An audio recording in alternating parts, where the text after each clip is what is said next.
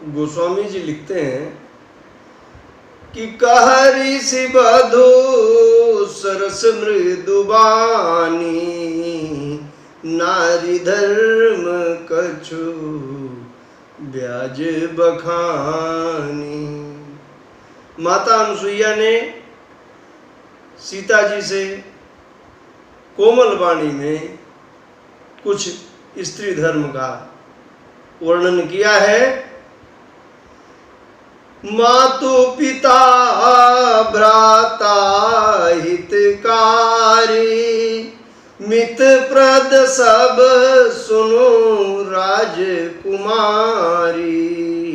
अमित दानी भरता भय देई, अमित दानी भरता भय देई।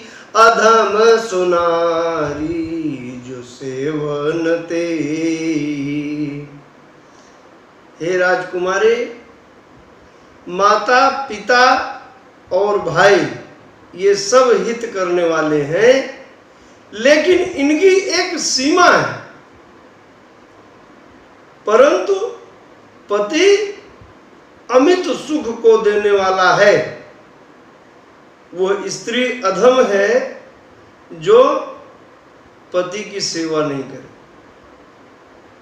अब मैं थोड़ा इसको एक्सप्लेन करता हूं कि अमित दानी भरता कैसे हो जाएगा। माता पिता भ्राता ये किशोरावस्था तक कन्या का पालन पोषण और हर चीज का ध्यान देते हैं। मैं आज के समय में भी कह लूं तो 25 साल तक, 30 साल तक,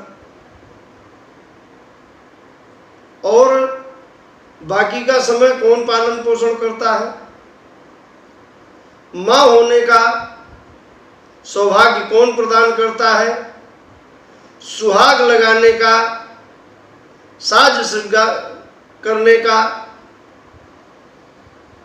जो अवसर प्राप्त होता है वो पति के कारण ही प्राप्त होता है। यदि किसी का पति नहीं रहे तो वो तो बेचारी साज श्रृंगार तो छोड़िए, सुंदर वस्त्र भी नहीं पहन पाती है। मैं आज की बात नहीं कह रहा हूं, जो हमारे वैदिक सामाजिक परंपराएं हैं उन रीतियों के अनुसार बोल रहे हैं। धीरज धर्म मित्र अरुणारी, आपद काल परखियहि चारी। धैर्य, धर्म, मित्र और स्त्री यानी कि पत्नी की परीक्षा आपत्ति के समय में होती है। ये क्या समझा रही हैं, क्या समझाना चाह रही हैं कि ये राम जी पर आपत्ति काल का समय है, और इस समय में बेटी भाई किसी भी पुरुष के पास उसका घर न रह जाए, उसकी संपत्ति न रह जाए, उसको वन में दर दर भटकना पड़ जाए तो आपत्ति ही है ना। तो इस समय तुम्हारे धैर्य और धर्म की परीक्षा का वक्त आ गया है। वृद्ध रोग बस जड़ धनहीना, अंध बधिर क्रोधी अति दीना। बूढ़ा, रोगी, जड़, निर्धन, अंधा, बहरा, क्रोधी और अत्यंत ही दीन, ये 8 निर्योग्यताएं माता अनुसुईया ने कहा है और गोस्वामी जी ने लिखा है। इसको लोग ऐसा भी समझा सकते हैं कि ये नारी विरुद्ध है, जबकि मैं जो बताने का प्रयास कर रहा हूं कि ये 8 निर्योग्यताएं उस व्यक्ति द्वारा अर्जित नहीं की गई। कोई बूढ़ा है तो बूढ़ा है, यदि आपने विवाह बूढ़े से किया है तो बूढ़ा ही रहेगा। कोई व्यक्ति भी बीमार हो सकता है, रोगी हो सकता है, मूर्ख है, जड़ है, ये उसने अर्जित नहीं किया है। गरीबी अमीरी समय का चक्र है, कभी कोई गरीब हो जाता है, कभी कोई अमीर हो जाता है, अंधा, बहरा, क्रोधी, ये सब व्यक्ति के ऐसे गुण हैं जो प्राकृतिक हैं, इसे कोई अर्जित नहीं करता है। और जो अवगुण अर्जित किए जाने वाले हैं, जैसे शराबी, जुआरी,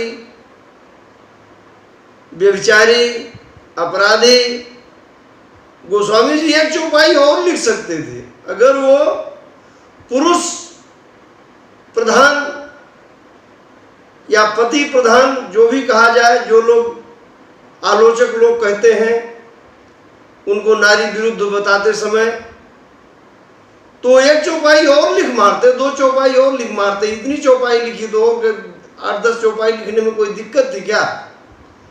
लेकिन उन्होंने नहीं लिखा। इसका मतलब कि अगर किसी ने कोई भी अवगुण अर्जित किया है तो पत्नी उसका अपमान करे, कोई दिक्कत नहीं। एक ही धर्म एक व्रत ने मां, काय बचन मन पति पद प्रेमा। स्त्री के लिए एक ही धर्म है, एक ही व्रत है, एक ही नियम है, मन वाणी कर्म से पति के चरणों में प्रेम कर। अब जो स्त्रियां धर्म, कर्म, पंडालों में कथा श्रवण, जितना भी जो भी पूजा पाठ, यज्ञ अनुष्ठान, उसको हमारे बाबा काट रहे हैं। और उसकी व्याख्या करते समय मैं भी ये कह रहा हूं कि जब पति द्वारा किए गए किसी भी पुण्य कार्य का आधा भाग पत्नी को ऐसे ही प्राप्त हो जाता है बिना कुछ किए, तो कुछ करने की जरूरत क्या है? पहली बात। दूसरी बात, पति द्वारा किए गए किसी भी पाप कर्म का कोई भाग पत्नी को प्राप्त नहीं होता। अगर पति पाप करके भी धन ला रहा है घर में, तो उसके लिए पत्नी को दंड नहीं मिलेगा। क्या व्यवस्था है? और आज की भी व्यवस्था में हम देखें तो तुरंत न्यायालय निर्णय दे देता है, भरण पोषण का पैसा दो भाई।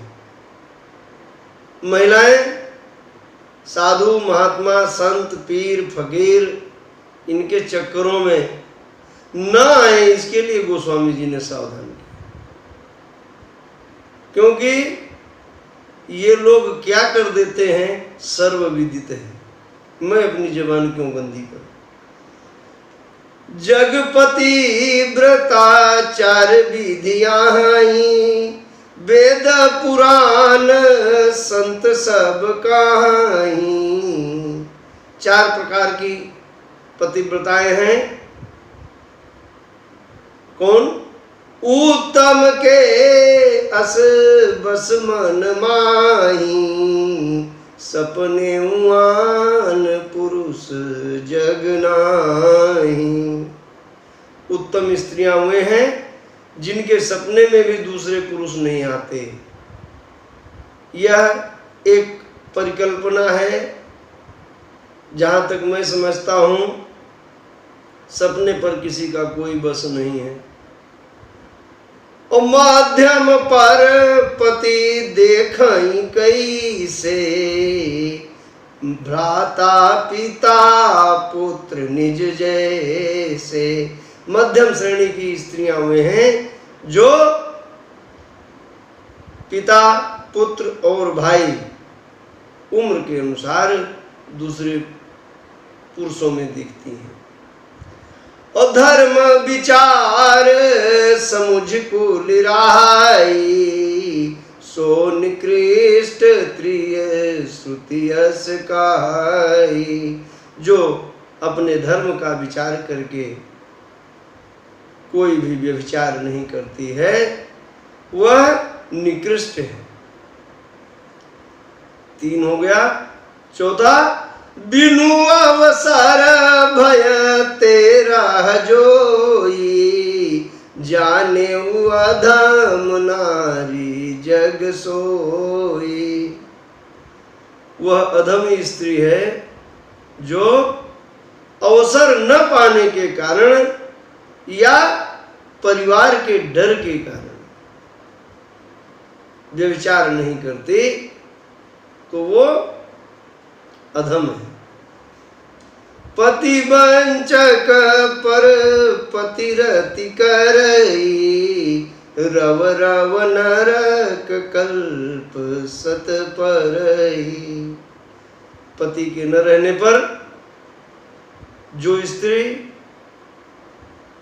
व्यभिचार करती है वह 100 कल्पों तक रौ रौ नरक में रहती है। और गोस्वामी जी लिख रहे हैं कि क्षण सुख लागी जन्म सत कोटि, दुख न समुझे तेहि सम को खोटी। क्षणिक सुख के लिए जो 100 करोड़ जन्मों तक के दुख को नकार देती है वैसी खोटी बुद्धि किसकी होगी। बिनु श्रम नारी परम गति लाही, पतिव्रत धर्म छाड़ी छल गाई। जो स्त्री छल छोड़ करके पतिव्रत धर्म को धारण करती है वह बिना किसी प्रयास के, पुरुषों को तो बड़ी मेहनत करनी पड़ती है, जब तब करना पड़ता है अगर उनको परम गति प्राप्त करनी है, बड़ा त्याग करना पड़ता है। लेकिन स्त्री को बिना किसी श्रम के परम गति प्राप्त हो जाती है।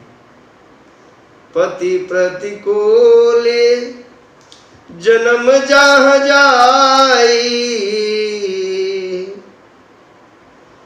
पति प्रतिकूल जन्म जहाँ जाई, विधवा होई पाई तरुणाई। ऐसा क्षणिक आनंद के लिए आचरण करने वाली स्त्री अगले जन्म में युवा अवस्था में विधवा हो जाती है। गोस्वामी जी ने रामचरितमानस में नारी धर्म जो अनुसुईया जी ने कहा था उसको लिखा। तो मेरा प्रश्न ये है कि क्यों लिखा? क्या उन्हें डर नहीं था कि लोग उनके इस विचार पर आलोचना करेंगे, या उस समय जब वे जीवित थे तो उनके ऊपर किसी प्रकार का आरोप प्रत्यारोप या प्रहार भी हो सकता था। जिस प्रकार हमारे मानस मर्मज्ञ लोग कथा पंडालों में कथा वाचन करते समय इस प्रसंग को छोड़ करके भाग जाते हैं, गोस्वामी जी को भी भाग जाना चाहिए था। क्यों नहीं भाग गए? न लिखते, जरूरी था क्या?